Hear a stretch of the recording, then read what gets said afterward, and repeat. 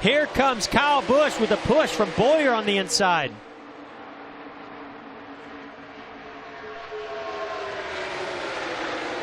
Oh, no, Benedetto! And everybody! Good. Oh, no. Are you kidding me? This is big. Wow. But it...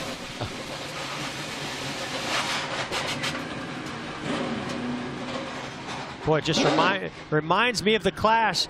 Same type of carnage that we saw where these cars were going everywhere. A lot of damage as they all got to turn 3. Well, that ruined everything. I mean, sometimes I'm speechless. I'm speechless.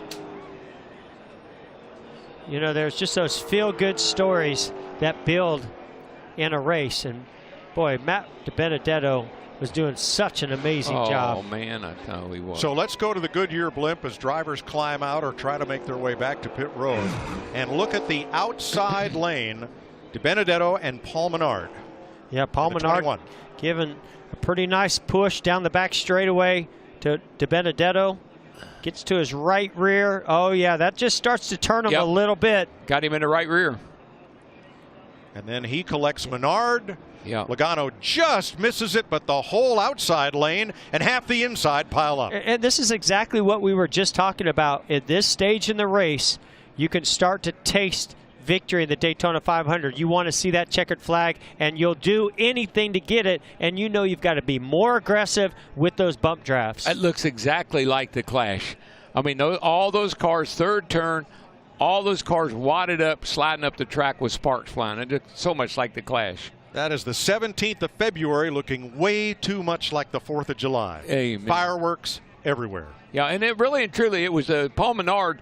He gave DiBenedetto a little shove, but it was on the outside, on the right side, and that just turned DiBenedetto into the outside wall, and then it was on from there. And a different situation than we saw in the Clash between Menard and with Jimmy Johnson, but it was a similar thing when we heard the spotter on the 21 Menard say, well, he zigged and we zagged.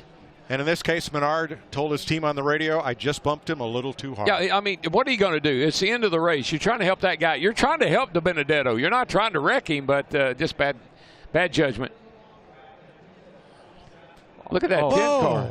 Almirola's number 10. Look at David Reagan underneath the 10 of Almirola. David Reagan, see what springs he's running. Look at that. All those sparks flying. My gosh. Man, amazing shots. And all Almirola wanted was a chance to win it on the last lap. Yeah, well, he didn't like last year. Didn't quite get there. Close.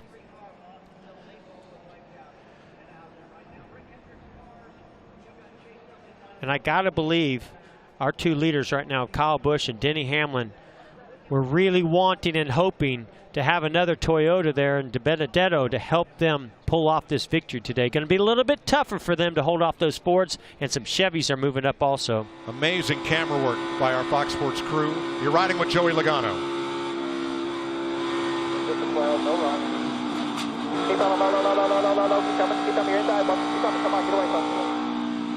Just one too many pushes there, Mike, is what I saw. Kyle Larson. Check up. Nothing behind us. Nothing behind us. Okay, lock it down. Come right back to the top. Keep it rolling. Come to the top.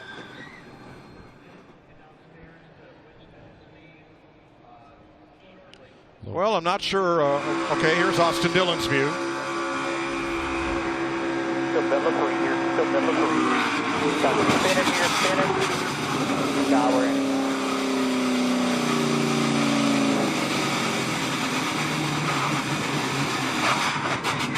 Ouch. Martin Truex.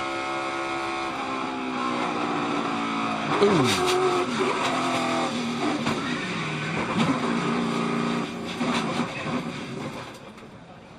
I was going to say, I'm not sure which list graphics is putting together, the cars involved in the wreck or the cars that missed it. We'll find out when we come back.